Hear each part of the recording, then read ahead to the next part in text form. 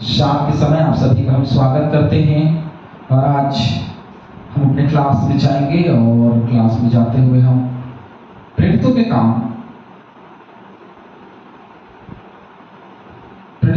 में से हम देखेंगे और प्रेरितों के काम उसका 23वां अध्याय वचन 12 से आज हम देखेंगे। और 12 से जो आज हम घटना देखने वाले हैं वो पौलुस की हत्या का षड्यंत्र जो इन लोगों ने बड़े ही स्वभावपूर्ण तरीके से रचा, क्योंकि इनको पता चल गया कि अब तो इसको सजा मिलेगी नहीं, क्योंकि इसने जो कुछ भी बातें कही हैं तो उसमें से तो इनको छोड़ दिया गया। और परमेश्वर चाहता था कि उसको छोड़ दिया जाए, उसको यह आदेश कर दिया जाए कि भाई वो रोम में गवाही के लिए जाए। तो यरूशलेम को क्यों पहुंचाया गया पौलुस? ताकि वो लोगों के बीच में गवाही दे, वो जो वहां पे भीड़ थे उनके बीच में गवाही दे, सदूकी और फरीसियों के बीच में गवाही दे। तो परमेश्वर की बड़ी योजना होती है और उस योजना को पूरा करना यह परमेश्वर का काम, और अपनी योजना को उसने पूरा करवाया। 12वां वचन, चैनल लाइक करें, सब्सक्राइब करें, शेयर करें। जब दिन हुआ तो यहूदियों ने षड्यंत्र रचा और शपथ खाई कि जब हम पौलुस को मार ना डालें। देखिए ये लोग षड्यंत्र कर रहे हैं और कह रहे हैं कि जब तक हम पौलुस को मार ना डालें तब तक न खाएंगे न पिएंगे, क्योंकि ऐसा हम करें तो हम पर धिक्कार है। तो ये एक अडिग शपथ खाई गई, एक अडिग बात बोली गई और कहा गया कि आने वाले समय में हम पौलुस को जब तक नहीं मार डालेंगे तब तक हमारा खाना और हमारा पीना दोनों धिक्कार है। इसका मतलब क्या है? न ये खाएंगे न पिएंगे जब तक उसको मारेंगे नहीं। आगे, जिन्होंने आपस में शपथ खाई थी वे 40 जन से अधिक थे। देखिए जो जिन्होंने शपथ खाई मारने की, यहूदी लोग, वो लोग लगभग 40 लोग थे और 40 लोगों का यह षड्यंत्र कि हम उसको मार डालेंगे। आगे, उन्होंने प्रधान याजकों और पुरनियों के पास जाकर कहा, अब ये लोग क्या है कि अब डायरेक्ट तो मार नहीं सकते क्योंकि हत्या कहलाएगी, तो ये चाह रहे थे कि ये कानूनी तौर पे आज्ञा दी जाए, जैसे प्रभु यीशु मसीह के लिए कानूनी तौर पे आज्ञा निकली, क्रूस पे चढ़ा दिया जाए, तो वैसे ही हम आज्ञा मिले और हमको खूनी ना माना जाए, हम लोगों की नजर में गिरे ना, इसलिए ये कुछ और करना चाहते थे। तो वो प्रधान याजकों और पुरनियों के पास जाकर कहा, हमने ये ठान लिया है कि जब तक हम पौलुस को मार न डालें तब तक यदि कुछ जगे तो भी हम पर धिक्कार है। तो इन्होंने पहले चीज तो प्लान बनाया, शपथ खाई और शपथ को जाकर के प्रधान याजकों और पुरनियों को बता दिया कि जब तक हम पौलुस को नहीं मार देंगे तब तक हम अन्न और जल दोनों नहीं ग्रहण करेंगे। ये कौन सी बात है भैया? ये आप ग्रहण नहीं करोगे, आप अन्न नहीं खाओगे, पानी नहीं पियोगे। लेकिन देखिए पहले चीज तो मन में सोचना, दूसरा इन्होंने मन में सोचा, हत्या कर लिया, और दूसरा ये जाकर के बता रहे कि हम हत्या करने वाले हैं। ये दूसरी बात इनकी गड़बड़ी। 15वां वचन, इसलिए अब महासभा समेत पलटन के सरदार को समझाओ। महासभा जो लगी हुई है उसको और पलटन के सरदार दोनों को समझाओ कि उसे तुम्हारे पास ले आए, मानो कि तुम उसके विषय में और भी ठीक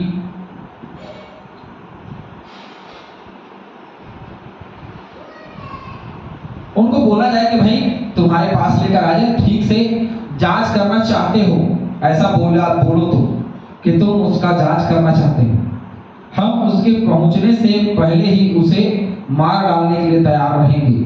तो देखिए ये कैसे तैयार रहेंगे? कैसे तैयार रहेंगे मार डालने के लिए? तुम जांच करने के बहाने उसको बुलाओ ताकि हम बाहर उसको मार डालने के लिए बिल्कुल तैयार खड़े रहेंगे, तुम बस अपने पास उसको बुलाओ।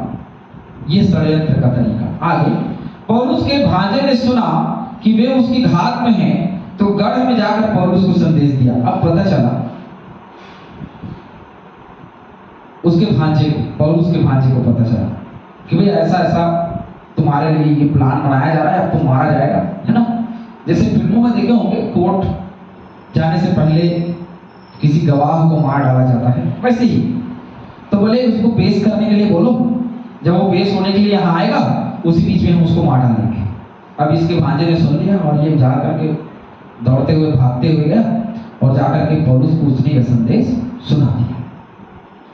पौलुस ने सूबेदारों में से एक को अपने पास बुलाकर कहा, इस जवान को पलटन के सरदार के पास ले जाओ, यह उससे कुछ कहना चाहता है। तो उसने झट से अपने बचाव के लिए, परंतु झट से उसने सूबेदार में से एक को बुलाया और अपने पास बुलाकर कहा कि इस जवान को पलटन के सरदार के पास ले जाओ, ये उससे कुछ कहना चाहते हैं।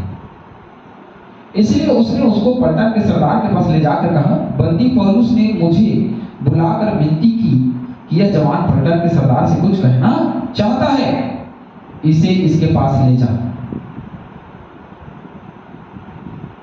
तो ये पलटन के सरदार को ये बात बताई गई। पलटन के सरदार ने उसका हाथ पकड़कर और अलग ले जाकर पूछा, तुम उसे क्या कहना चाहता है? परमेश्वर रास्ते खोलता है। परमेश्वर जिसको बचाना चाहता है उसको कोई मार नहीं सकता। मारने का प्लान तो बड़ा अच्छा बनाया इन लोगों ने, लेकिन ये भूल गए क्योंकि परमेश्वर जिसको बचाएगा उसको कोई मार नहीं सकता। और इन्होंने ये पढ़ते हैं, इन्होंने पढ़ा है, इन्होंने सब कुछ जाना है, उसके बावजूद भी इन्होंने विश्वास नहीं किया और इसके बावजूद भी वो पौलुस को मारना चाहते हैं। इसके बावजूद भी वे षड्यंत्र करके बाहर ही उसकी हत्या करना चाहते हैं, जैसे स्तिफनुस का किया। हाँ, करने का प्रयास तो है वैसा ही, लेकिन परमेश्वर पौलुस को बचाना चाहता था। उसने कहा, जैसे तू यरूशलेम में गवाही देता है वैसे ही तू रोम में गवाही देगा। तो फिर उसने कह दिया तो कह दिया, उसकी बात कभी गलती नहीं, वो होगी।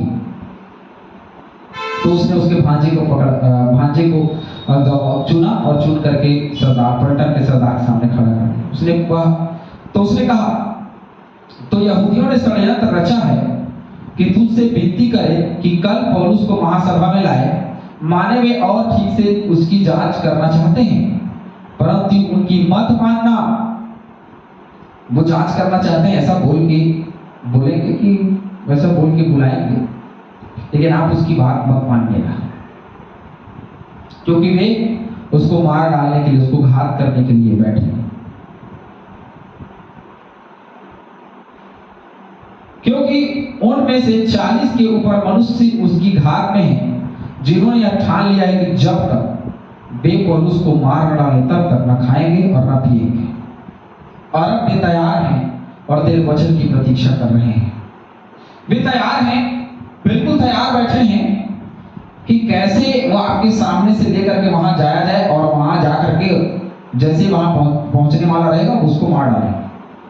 तो उनकी बात बिल्कुल नहीं सुनिएगा, मत मानिएगा, नहीं तो ये बंदा मार डाला जाएगा, पौलुस जो है वो मार डाला जाएगा, है ना। तो परमेश्वर, मैं एक बात हमेशा सोचता हूं, बहुत सारे लोग हैं जो मसीहियों को मारने का षड्यंत्र करते हैं लेकिन मार नहीं पाते। एक जगह में हम गए हुए थे, मैं जगह का स्थान का नाम नहीं बताऊंगा सुरक्षावश।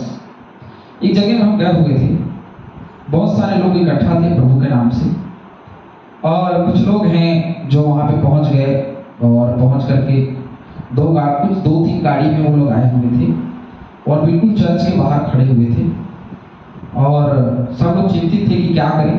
फिर प्रार्थनाएं की गई तो पता नहीं उनका कुछ मन हुआ होगा, तो फिर या किसी का फोन आया होगा, अचानक से फिर वो लोग वहां से चले गए। और उसके बाद में हम सब वहां से निकले, सभी विश्वासी लोग अपने अपने घर को चले गए। बाद में पता चला, जब हम लोग घर आ गए तो बाद में वहां के पासवान ने बताया कि देखिए प्रभु की महिमा, वे लोग उस दिन पूछते हुए पहुंचे थे कि यहाँ चर्च कहाँ लगाई जाती है, क्योंकि हम उस चर्च में आज तोड़ा फूड़ी मारा पीटी करेंगे, क्योंकि उन लोगों ने बहुत सारे लोगों को मसीही समाज में मिला लिया है, ऐसे करके वो सताने आए थे। और जैसे प्रार्थनाएं की गई, कुछ काम आया होगा या फिर उनका मन बदला होगा या जो कुछ भी है, परमेश्वर जो है वो बचाता है, तो वो वहां से चले गए और बाद में पता चला कि वो सताने आए थे, है ना। तो ऐसी चीजें भी होती हैं। परमेश्वर जिसको बचाना चाहता है उसको अपनी योजना के साथ में बचा लेता है।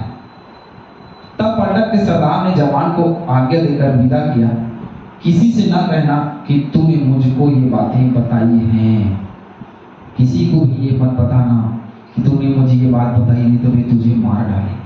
तो इसका मतलब ये कि पलटन का जो सरदार है ना वो थोड़ा समझदार था, नहीं तो ये सुनता नहीं समझता नहीं यदि उसके विरोध में होता।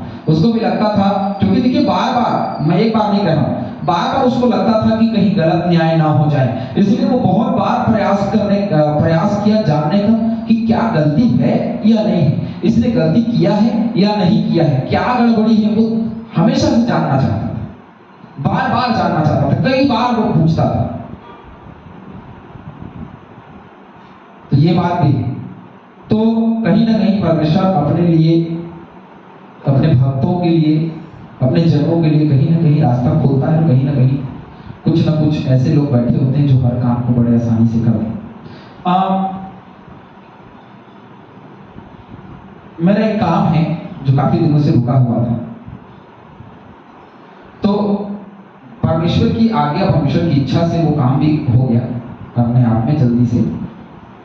और ऐसे कई काम होते हैं जो हमारे रुक जाते हैं और होते नहीं हैं, लेकिन जब हम प्रभु में होते हैं और हम दुआ करते हैं, हम प्रार्थना करते हैं, वो सारे काम हो जाते हैं, जो नामुमकिन है वो काम भी हो जाते हैं, है ना। कई काम ऐसे होते हैं जो रुका हुआ है, हो ही नहीं रहा, 1 साल हो गया इंतजार करते करते, नहीं हुआ, 2 हो गया, 3 हो गया, 4 हो नहीं हुआ। लेकिन जैसे हम महसूस करते हैं, कई बार यदि कोई चीज चाहिए होती है तो जैसे हम बोलते हैं कि नहीं यार ये चीज की कमी है, मैं अपनी वाइफ को बोलता हूँ कि ये चीज की कमी है, हमको ये चीज परचेज करना है, लेना है। पता नहीं परमेश्वर की योजना को कोई समझ नहीं सकता, और मैं हमेशा ये कहता हूँ कि यही परमेश्वर की योजना है, और कुछ ना कुछ हो जाता है, कुछ लोग मदद के लिए आगे आते हैं, वो चीजें हम खरीद पाते हैं, परचेज कर पाते हैं। और शुरुआत में बहुत स्ट्रगल के साथ में सेवा हमारी आरंभ हुई, कुछ गड़बड़ियां हमारी भी थी, ऐसे नहीं। तो धीरे धीरे करके प्रभु में लवलीनता हुई, हम परमेश्वर की बातों को समझ पाए, उसको सुन पाए और महसूस कर पाए। उसके बाद में धीरे से जैसे धीरे धीरे लोगों को मदद के लिए इकट्ठा किया, परमेश्वर दोनों बहनों को बहुत से आशीष दे, दोनों दीदियों को आशीष दे, लगातार वे प्रभु में आगे बढ़े और उनकी जो की कमी है प्रभु पूरा करे। और जितने लोगों ने मदद किया हमारी, उन सभी लोगों को प्रभु बहुत आशीष दे, क्योंकि सब परमेश्वर की योजना में शामिल है। हालेलुया। हर एक व्यक्ति परमेश्वर की योजना में शामिल है, आप सब परमेश्वर की योजना में शामिल हैं, वो दोनों दीदी भी परमेश्वर की योजना में शामिल है। हर एक व्यक्ति जो उसके लोगों के, उनके दास भक्तों की मदद करते हैं, सब परमेश्वर की योजना में शामिल है। तो परमेश्वर की योजना में पलटन का सरदार भी और उसका भांजा भी शामिल था, ताकि वे उसको बचाएं। कहा कि तू आगे कुछ मत बोलना, किसी को नहीं तो मार डालेगा भी, है ना। अंत की बात यही है कि परमेश्वर जिसको बचाता है उसको कोई मार नहीं सकता, उसको कहीं ना कहीं परमेश्वर बचाएगा, निकालेगा। प्रभु में बने रहिए, आप भी रहेंगे, यदि फंसेंगे आपको भी और हमको भी परमेश्वर निकालेगा। प्रभु हम सभी बहुत आशीष दे। आमीन।